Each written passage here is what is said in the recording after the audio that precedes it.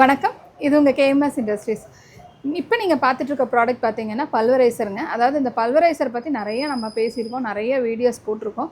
ஆனாலுமே என்கொயரிஸும் நிறைய கொடுத்துட்ருக்கீங்க. ஸோ இந்த பல்வரைசர் எதுக்கு யூஸ் பண்ணுறோம் அப்படின்னீங்கன்னா, அரிசி, கோதுமை, கம்பு, ராகி, சோளம், மக்காச்சோளம், ஈரரிசி, புட்டு, அதிரசம், அது இல்லாமல் சத்து மாவு, மால்ட்டு, அது இல்லாமல் பொடிகள் வகைகள் எல்லாமே அரைக்கிறதுக்கு, அதாவது வந்துட்டு இட்லி பொடி, பருப்பு பொடி, சாம்பார் பொடி, அதே மாதிரி கீரை வகைகளான பொடி, பிரண்டை பொடி, இந்த மாதிரி பொடிங்க அரைக்கிறதுக்கு, ஆயுர்வேதிக் ஐட்டம்ஸ் அரைக்கிறதுக்கு, மஞ்சள், இந்த மாதிரி ஐட்டம்ஸ் அரைக்கிறதுக்கு எல்லாத்துக்குமே இது வந்து பயன்பட்டுருக்குங்க.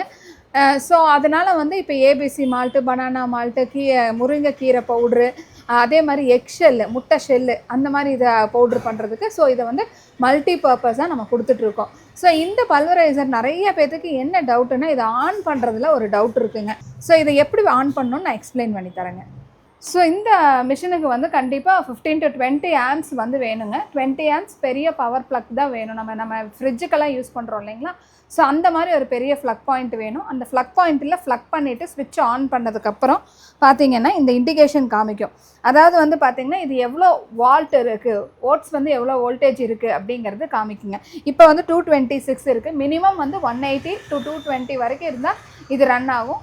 எபோவ் 240 இருந்தாலும் ஆஃப் ஆயிரும், பிலோ 260 160 இருந்தாலும் ஆஃப் ஆயிரும். ஓகேங்களா? ஸோ ஃபஸ்ட்டு வந்து இது வந்து நமக்கு வோல்டேஜ் கரெக்டாக இருக்குதுன்னு நம்ம செக் பண்ணிட்டோம். இப்போ இங்கே ஒரு பச்சை பட்டன் கொடுத்துருக்கோம், இங்கே ஒரு எம்சிபி பட்டன் கொடுத்துருக்கோம். ஸோ பச்சை பட்டனை அமுத்திட்டு ஆன் பண்ணணும்.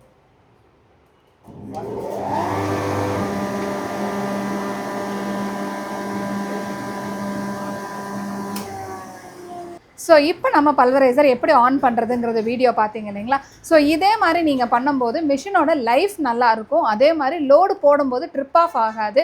ஸோ அந்த மாதிரி பண்ணும்போது சுத்தமாகவே கருகிறதுக்கு வாய்ப்பு இல்லை.